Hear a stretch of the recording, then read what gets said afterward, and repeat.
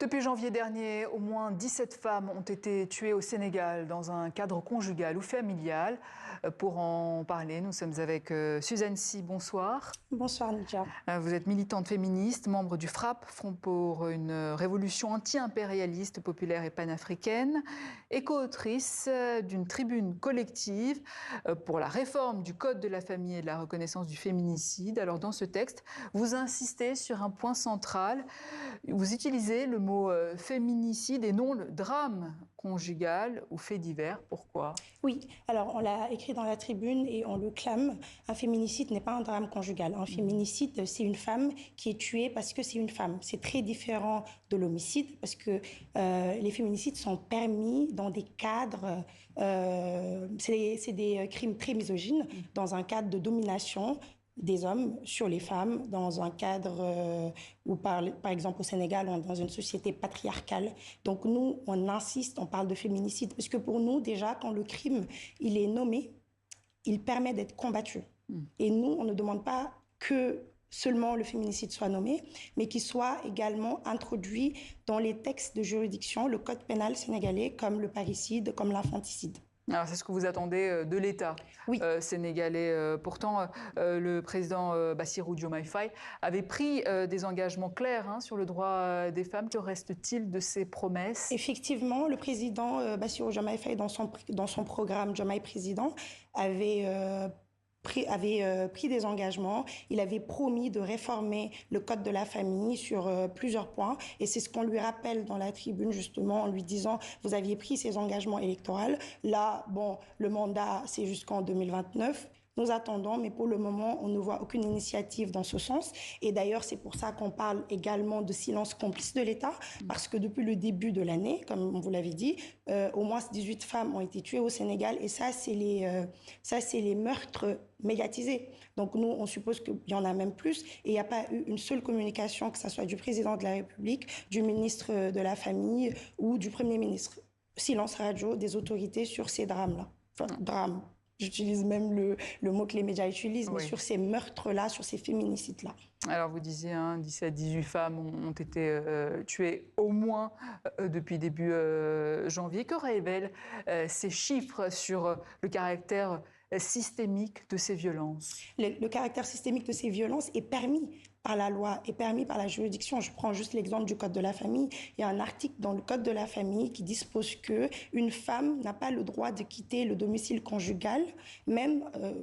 Bon, c'est pas écrit totalement comme ça, mais une femme n'a pas le droit de quitter le domicile conjugal sans autorisation du juge. C'est-à-dire une femme qui vit des violences dans son foyer est obligée d'attendre que le juge détermine si elle est assez violentée ou pas pour partir. Et ça incite, ça pousse à des violences, parce que les auteurs de ces violences-là savent qu'ils ont un cadre entre guillemets, qui les protège. Il y a l'Agence nationale des statistiques et de la démographie au Sénégal qui a sorti une étude qui montrait que sur 12 mois, une femme sur 3 était victime au Sénégal de violences physiques, psychologiques, sociales, enfin, violences économiques également.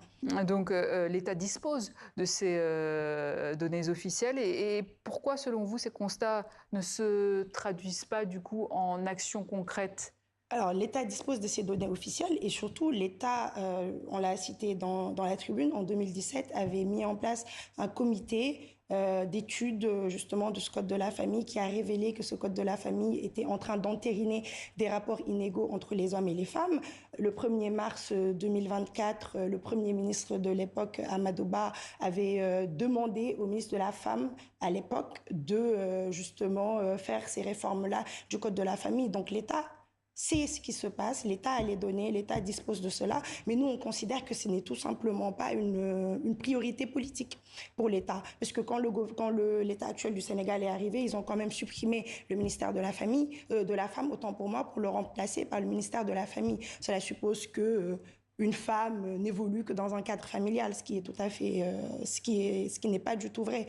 Parce que, effectivement, un féminicide, c'est une femme qui meurt dans un cadre conjugal ou familial, mais réduire à la femme qu'à la famille, c'est très, très réducteur pour nous. Donc, ce que vous disiez aussi tout à l'heure, c'est que la loi elle-même pousserait à certaines violences, en fait. Certaines violences physiques, comme je vous l'ai dit, pour l'abandon de domicile, mais également pour des violences psychologiques. Il faut savoir qu'au Sénégal, ce qu'on appelle l'autorité parentale, la puissance paternelle, est au père.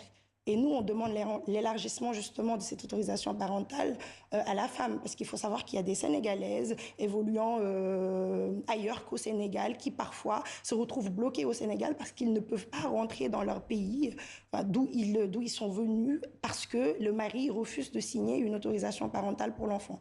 Dans la société sénégalaise, on nous dit que c'est la femme qui éduque, c'est la femme, la maman, c'est la femme qui doit donner l'éducation aux enfants, mais ça ne colle pas du tout avec ce que les textes juridiques nous disent, parce que la femme n'a aucune autorité sur son enfant. Et du coup, comment votre démarche est perçue dans la société sénégalaise aujourd'hui ?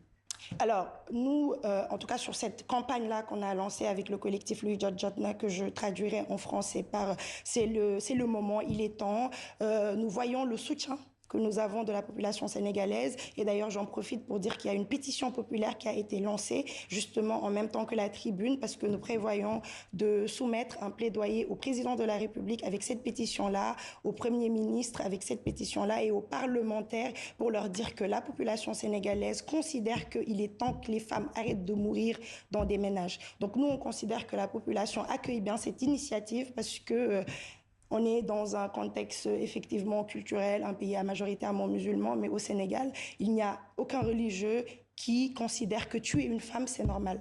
Donc, je considère que sur cette campagne-là, spécifiquement, en tout cas, la population est consciente des enjeux et nous accompagnera. Un soutien dans les grandes villes comme Dakar ou ailleurs aussi, dans les régions plus reculées que Dakar? Oui, alors il faut savoir que la tribune a été également signée par des organisations féministes ou des organisations de femmes qui ne sont pas qu'à Dakar. Par exemple, on a l'Organisation des femmes pour la paix en Casamance, qui est signataire de la tribune. On a également Afropes à Kaolack.